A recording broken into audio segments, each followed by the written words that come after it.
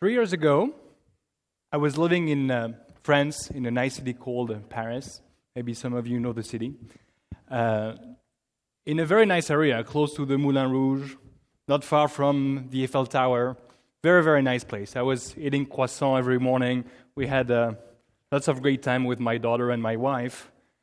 But after a few years, we decided that we wanted something different. We decided that it was probably a good moment to do something else. And I'm an entrepreneur. I founded Synthesio. Synthesio was growing fast in the United States, and I thought, well, it might be the right moment to move over to the States. And that's when we decided to move to New York. The thing is, there are a few things I didn't think about when we moved to New York.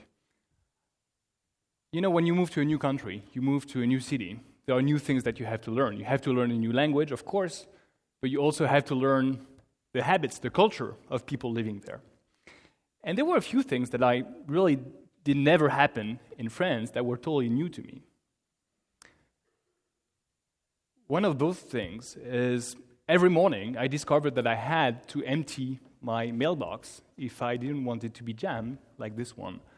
And it's something that I'm doing every day now. I'm doing it all the time, and I don't even notice it. But the first week I arrived in the US, that was really striking to me. So many ads. I don't know if you guys realize it, but it's crazy. Another thing is I'm a big sports fan. And when I came to the States, I said, well, I'm going to try football. I'm sure it's a great sport. A lot of people love it. I'm sure it's a great sport, and it's going to be for me. So I bought a TV, and I started to try to watch football. But when you watch football, you have 20 commercial breaks during one single game. 20 commercial breaks. It is absolutely crazy. I used to watch soccer. Soccer, it's one commercial break every 45 minutes. You just enjoy the commercial break. You just go to the bathroom, you're happy. With the 20, it's too much. So I started to learn some stuff, like the TV commercial workout, the jumping jacks, the crunches, jog and play squats. I'm the expert now. But there's one thing I still don't get. One thing, I think it's really too much. I love the US because we can do a lot of stuff at scale, but sometimes I don't know who invented the 1-800 numbers. It's absolutely insane. When I drive my daughter to school and when I drive to the office, I want to listen to the radio, want to listen to the news, and I get those 1-800 numbers and commercials all the time. Just, we can look and listen to an example. If you get in an accident, your car or a truck got hit. If you get in an accident, your car or a truck got hit. Just do it, do it, do it, do it. Call us now. Don't be lame. Call us now for 1-1 pain. Right now, don't be lame. 1-800 for 1-1 pain. My neck, my back, my car just got smacked. My neck, my back, my windshield just got cracked. So I think you are realizing what we are suffering. And now I'm getting used to it. But, you know, I think it's probably one of the reasons why social media became so popular in the US and why social media grew so quickly in the United States. People are tired. We're tired of commercials. We're tired of advertising. We want to have a different relationship with brands. And social is just the perfect channel. It's the perfect medium. If you look at the growth of social media in the US compared to Europe, it just has nothing to do. It's totally different. That might be the reason. That might be one of the explanations.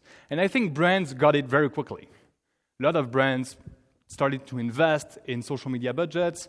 They spent money in technologies. They spent money with agencies. That's Forrester data. But a lot of them got actually it totally wrong. There were so many bad buzz. United, you've all heard of this one. United broke the guitar of a poor guy who was traveling from Halifax to Chicago. Unfortunately, this guy happened to be a very good singer, and he actually made a video clip, which he uploaded to YouTube with 5 million views in a few days, in 1 month. That was a huge fail of customer support and marketing. Also, so many things like that. When a genius marketer thinks he has the best idea in the world and posted that type of things during Sandy.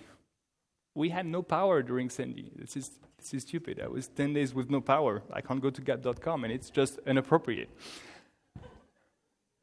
I guess this genius didn't have somebody to approve this content and really thought about too much of the real-time aspect of social and not the right time. And I think we'll have really to move from real-time to the right time. Chrysler, I don't know if they give community management to interns, but it seems like they are not the smartest people. So,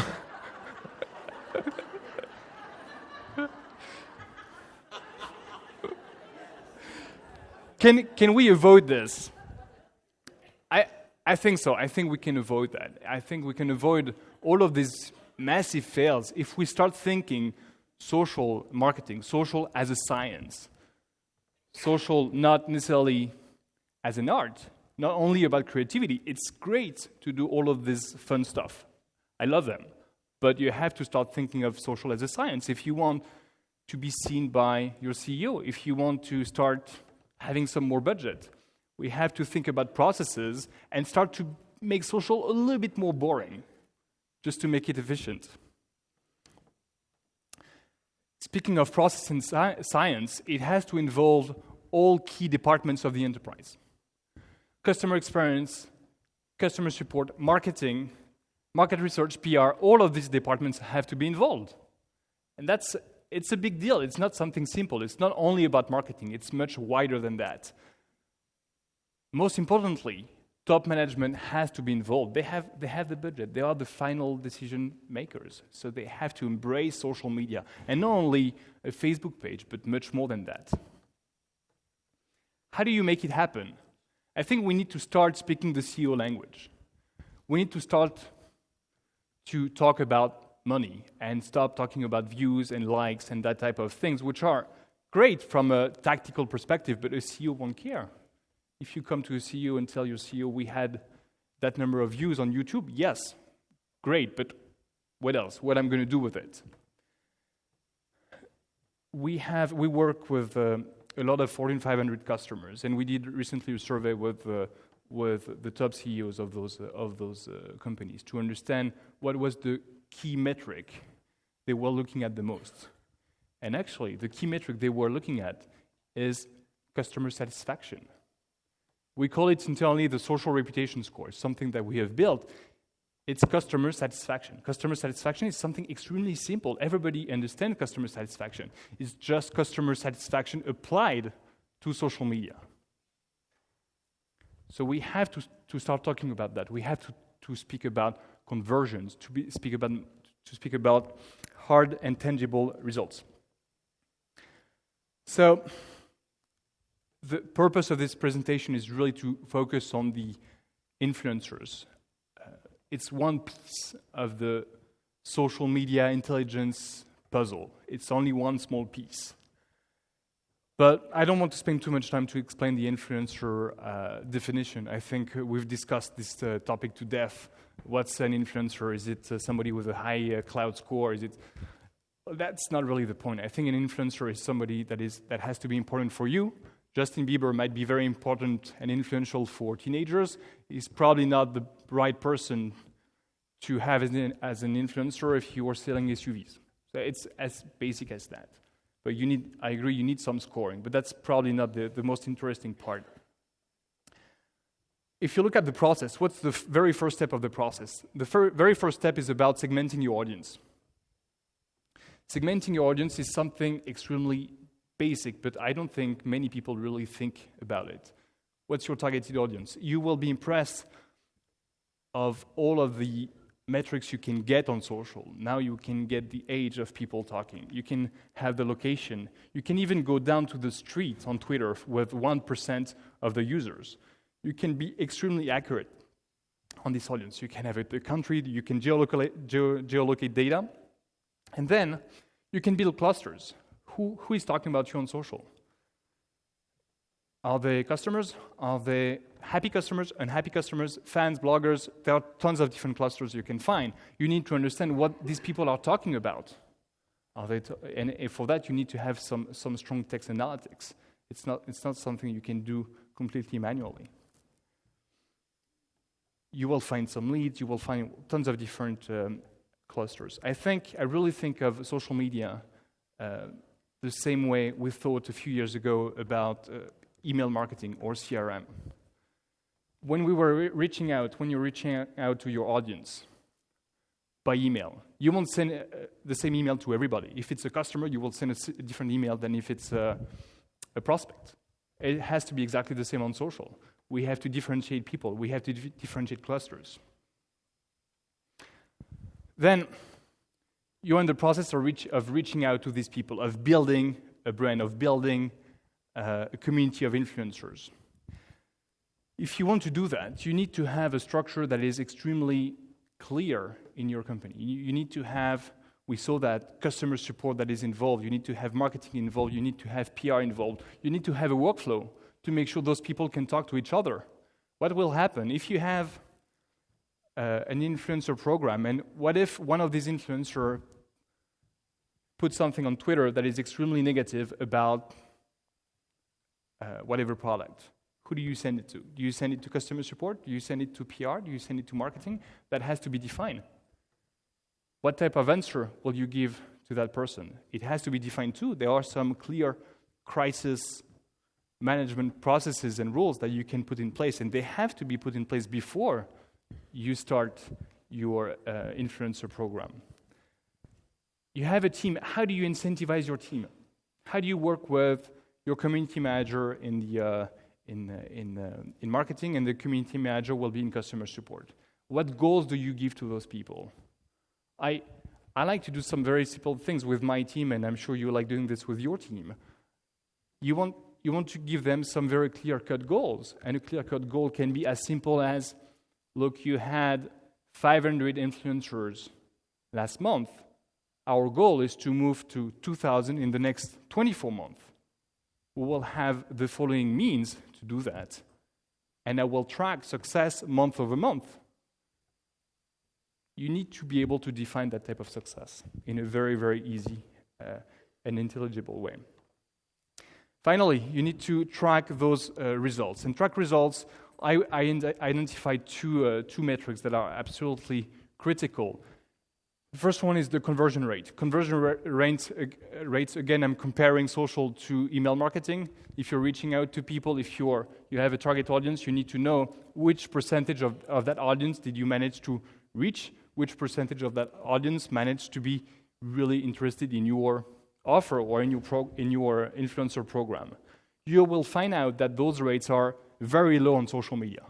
They are very low. They are lower than 1%. When in email marketing, they are usually much higher than that, from 1 to 5%.